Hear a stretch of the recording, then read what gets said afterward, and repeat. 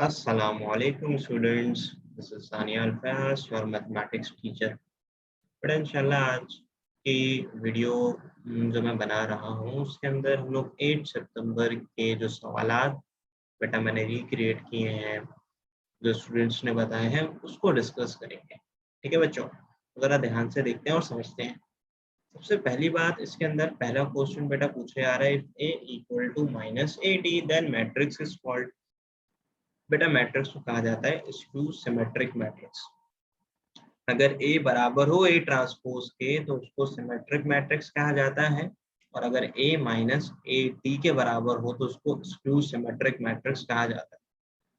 अब बेटा जो दूसरा सवाल आपसे किया जा रहा है, if two curves intersect on a graph then region is called what.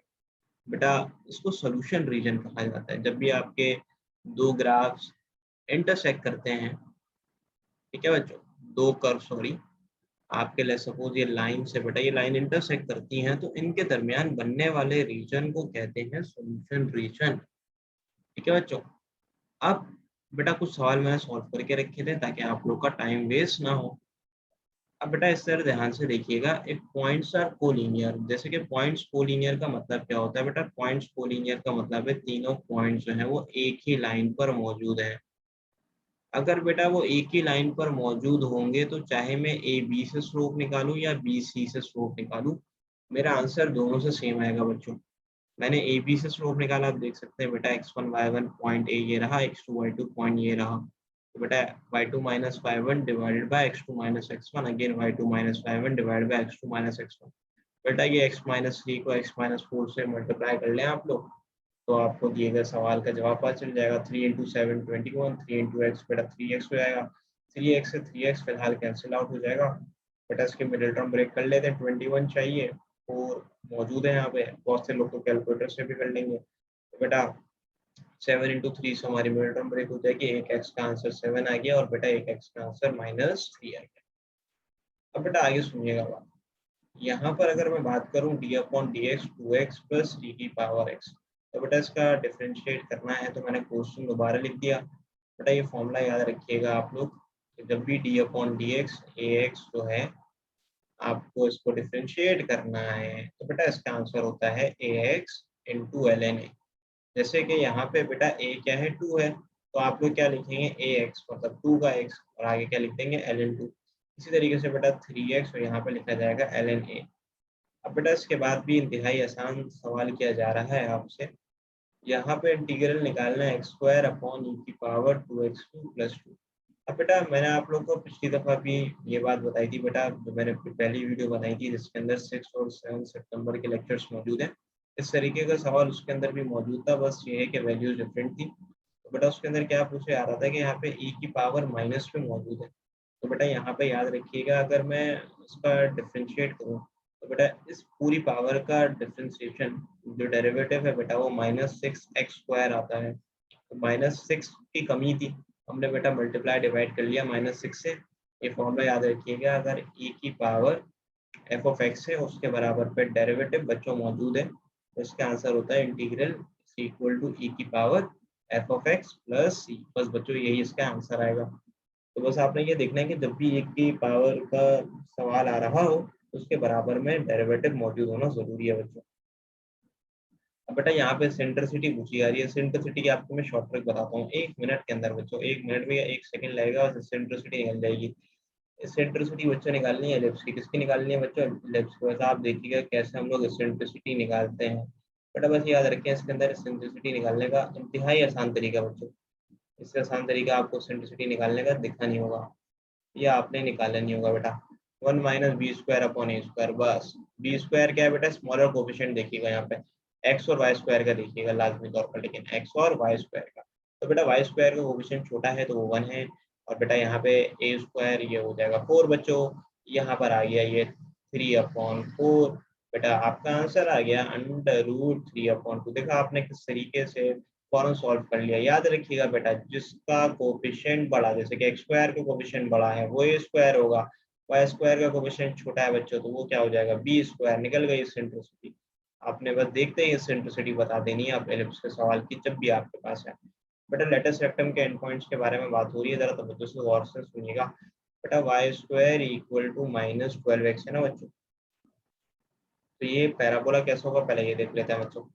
ये असल में जो पैराबोला होगा ये कुछ तरीके का होगा।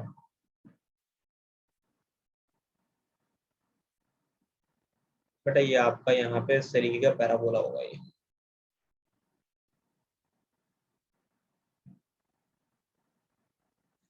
अब यहाँ पे अगर मैं बेटा यहाँ पे आपको बना के दिखाऊं लेटस रेक्टम ऐसी कॉर्ड होती है जो कि किससे पास होकर जाती है बेटा, फोकस से पास होकर जाती है। अब ये फोकस से पास होकर जा रही है तो उसके एंड पॉइंट्स के कोऑर्डिनेट्स आपको बच्चों याद रखने हैं। इसके एंड पॉइंट्स के कोऑर्डिनेट्स याद रखिएगा, ये होते हैं -a,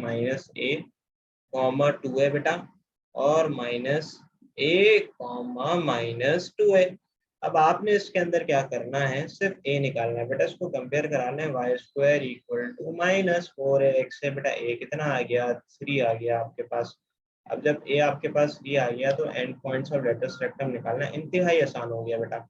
-a, +-2 लिख लेते हैं, क्या होगा बेटा इसके एंड पॉइंट्स, -a, +-2 है। तो बेटा यहाँ पे -3 +-2 मल्टीप्लाई बाय 3 बच्चों कितना हो जाएगा, 6। तो आप देख सकते हैं कितनी आसानी से मैंने दिए गए सवाल का जवाब बता दिया आपको। बेटा इसके आगे सुनिएगा, middle term to make a perfect square. बेटा मैं लिखना सवाल भूल गया शायद, पूरा देख लेते हैं क्या था सवाल। मेरे मोबाइल में मौजूद है बच्चों ये सवाल।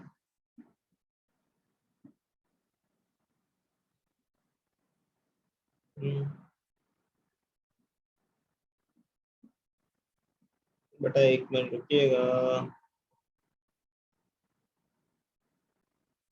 अच्छा बच्चों, तो सवाल कुछ इस तरीके का था, x² +25/14। बेटा आप क्या करें मैं बहुत आसान तरीके का आ रहे हैं।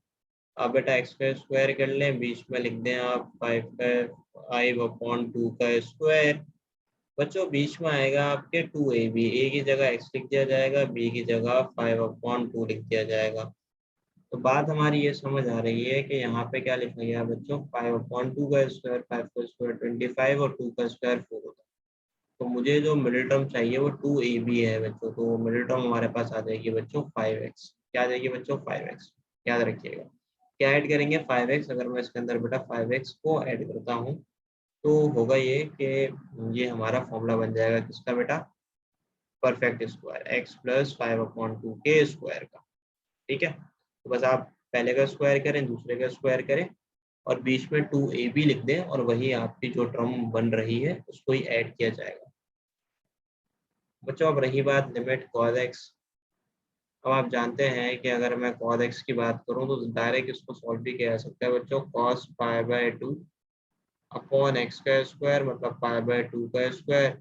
बच्चों इसका आंसर 0 आ जाएगा क्योंकि cos π/2 cos 90 0 के इक्वल होता है। ठीक है स्टूडेंट्स, अब बेटा y इक्वल टू एक्स की पावर x है। अब इसको आप जो है बेटा सॉल्व करना चाहते हैं तो बहरहाल इसकी शॉर्टकट भी मौजूद है, तो देख लेते हैं एक दफ़ा बच्चों।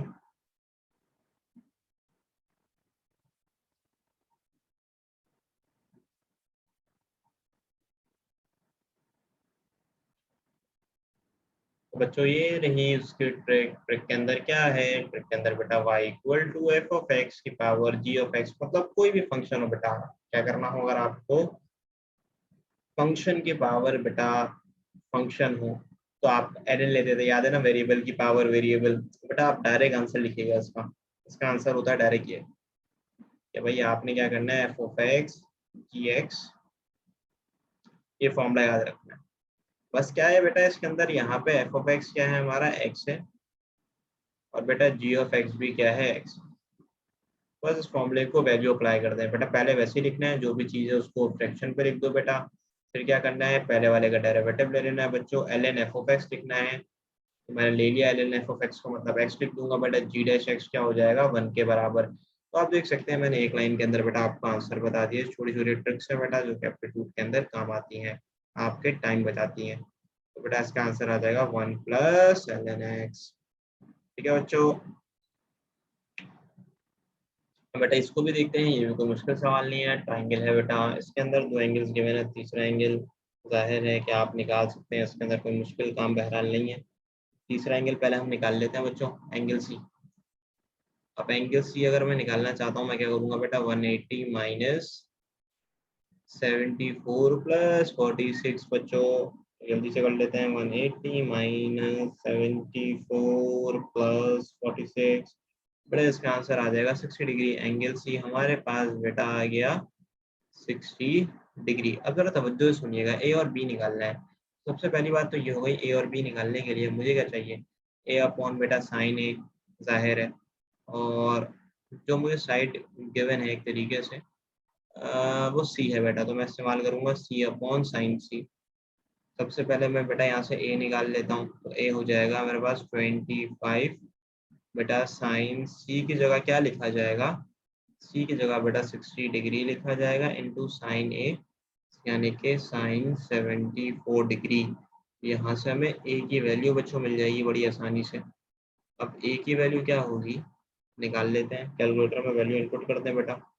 25 into sine 74 divided by sine 60 बच्चों। जैसे आप ये डिवाइड करेंगे तो आपको बड़ी आसानी से आंसर का पता चल जाएगा। बेटा ए का आंसर आ रहा है 80.799 सेंटीमीटर। अब रही बात बेटा बी की, तो बी के अंदर भी यही करें, 25 इंटू डायरेक्ट फॉर्मेट ड्राइव कर लीजिएगा साइन 60 इंटू, बस यहाँ पे बेटा साइन बीटा आएगा, इस बात का ख्याल रखिएगा। साइन 74 की जगह से क्या लिखना था आपने, 46 बच्चों। तो यहाँ से आपको आंसर का पता चल जाएगा बड़ी आसानी से। समझो एक गलती हो गई मुझसे, इसको अंदर देख लीजिएगा जरा। साइन 74 बेटा इसका आंसर 27.7 है, ठीक है। मतलब मैंने रेडियन में कैलकुलेटर कर लिया था, डिग्री में रखना था, लेकिन 27.74 सेंटीमीटर। अब बेटा इसकी बात करते हैं, यहाँ पर हम लिखते हैं साइन 46, तो बेटा बी का आंसर आपका आ जाएगा 20.76, क्योंकि ये डिग्री ऑपरेटर है ना बेटा, डिग्री ऑपरेटर है तो आपको कैलकुलेटर के अंदर भी डिग्री जब आप इनपुट कर रहे हैं तो कैलकुलेटर को भी डिग्री पे ही रखिए। अब बेटा इसके अंदर पार्शियल फ्रैक्शन की बात हो रही है, मैं आपको तवज्जो से बताता हूँ कि इसके अंदर बेटा टाइप्स होती हैं। अब इसको अगर मैं करना चाहूँ ना सॉल्व, तो मैं ऐसे लिखूंगा 1/x माइनस में, इसका फॉर्मूला मुझे याद है। इसका भी बेटा मैं क्या बना रहा हूँ, cube, a cube minus b cube किसके बराबर होता है, a minus b, a square minus a b बच्चों बी स्क्वायर के। अब ये तो पहला तो मेरा लीनियर फैक्टर है बेटा, तो लीनियर फैक्टर को तो एक ए अपॉन समथिंग लिख देते हैं, जो भी होता है एक्स माइनस फाइव। दूसरा वाला बेटा ये कहलाता है आपका केसरी, जो कि होता है बेटा इररिड्यूसिबल क्वाड्रेटिक इक्वेशन। अब इररिड्यूसिबल क्वाड्रेटिक इक्वेशन के अंदर आप बच्चे से जानते हैं बी एक्स प्लस सी लिखते हैं, और नीचे बेटा लिखा जाता है x square minus x plus one. बेटा आपके सेकेंड ईयर एक्सरसाइज 6.8 से पहले तमाम तर टाइप्स लिखी गई हैं, 4 केसेस हैं बेटा, लाजमी तौर पर उसकी टाइप्स को सिर्फ एक्सपेंड करना सीख लें, पूरा का पूरा सोल्यूशन ना सीखें, कि पूरा का पूरा सोल्यूशन होगा तो उसकी बहरहाल ट्रिक मौजूद है, लेकिन फॉर्म को तब्दील करने के लिए एक लाइन का आंसर होता है, तो उसको लाजमी तौर पर बुक से रीड आउट कर लें, ठीक है बच्चों। अब आगे सुनिएगा, f of x equal to tan inverse 3x। बेटा इसका डेरिवेटिव अगर आप निकालना चाहेंगे आप लिखेंगे एफ डैश एक्स, इसका फॉर्मूला इंतहाई आसान है बच्चों, 1/1 प्लस एक्स स्क्वायर मतलब 1 plus 9x square, and your derivative of the 3x, derivative of 3x जो है बच्चों वो क्या हो जाएगा, यहाँ पे लिख देता हूँ मैं आपके लिए। बेटा डेरिवेटिव ऑफ 3x हो जाएगा 3, तो ये आपके दिए गए सवाल का जवाब आ जाएगा। क्योंकि एंगल कंपाउंड है तो बेटा कंपाउंड एंगल का डेरिवेटिव मल्टीप्लाई करना मत भूलिएगा, एक्स के अलावा जो भी एंगल आ जाए उसका डेरिवेटिव अपने ही रिजल्ट से मल्टीप्लाई करता है। बेटा ये सवाल पूछा गया था, आप देख सकते हैं सवाल को, मैं थोड़ा सा नीचे कर देता हूँ। बेटा इस सवाल के अंदर कुछ भी नहीं था, पता क्या था असल में, देखें ये ना डेफिनेट इंटीग्रल है, तो यहाँ पे ये कह रहे हैं कि भाई यहाँ पे आपको एक तरीके से लिमिट गिवन है 1 से 3 तक, ये 1 है बेटा, ये 3 है। यहाँ पे एक पर्टिकुलर फंक्शन है बेटा, यहाँ पे जो ये एरिया कवर कर रहा है, ये जो पूरा का पूरा बेटा एरिया कवर कर रहा है, ये है आपका 3 स्क्वायर यूनिट्स, सही है। तो अगर मैं इसको 5 टाइम्स बढ़ा दूंगा तो मेरा एरिया भी 5 टाइम्स बढ़ जाएगा, मतलब अगर मैं निकालना चाहूँ 5 1/3 एफ ऑफ एक्स, तो बहुत आसान सी बात है बेटा, 5 एफ ऑफ 3 कितना है 3, बेटा एरिया कितना हो जाएगा 15 स्क्वायर यूनिट्स। जाहिर है एरिया को आपने 5 टाइम्स बढ़ाया है, बस फिजिकली भी समझ लें और मैथमेटिकली भी समझ लें इसको। बेटा अब इसके अंदर सवाल इंतहाई आसान है। एक बैग है जिसके अंदर 9 मार्बल्स हैं।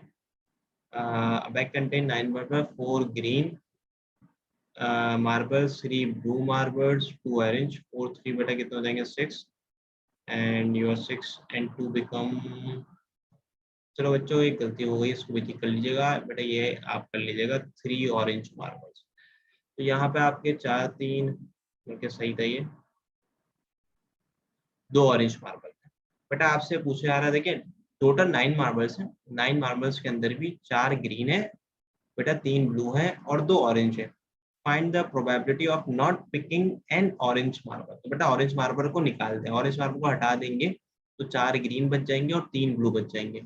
तो आपको प्रोबेबिलिटी निकालनी है नॉट ऑरेंज मार्बल की। बेटा टोटल मार्बल आप लोग जानते हैं कितने हैं, टोटल मार्बल 9 है। 9 में से अगर मैं ऑरेंज कितने हैं 2 उसको माइनस कर दूं बेटा, तो इसका आंसर 7/9 हो जाएगा।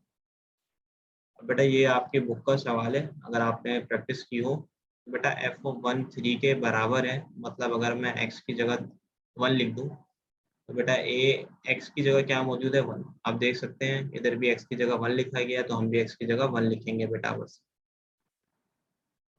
तो बेटा ये हो जाएगा मेरे पास a + b + c = 3। इसी तरीके से बेटा यहाँ पे बात हो रही है f(-1) 3 के इक्वल है। तो जब बेटा इसको मैं लिखूंगा तो ये हो जाएगा a-1 का square plus b-1 plus c = 3। तो बेटा यहाँ पर आ जाएगा a-b प्लस c = 3। अब मैं ऐड कर देता हूँ बच्चों, तो ये हो जाएगा a + b + c = 3, माइनस का b प्लस के c से कैंसिल आउट हो जाएगा बच्चों, 2a + 2c = 6। अब बेटा यहाँ से a + c निकालूंगा, वो आ जाएगा 3 के इक्वल। ठीक है स्टूडेंट्स, बेटा तो यही सवाल थे जो मैंने आपसे डिस्कस कर लिए। अगर आपको इसके अंदर बेटा कोई भी मसले मसाइल हो तो बेटा आप मुझसे कांटेक्ट करके पूछ सकते हैं, कोई इसमें मसले की बात नहीं है। Best of luck for your paper. Thank you very much बेटा।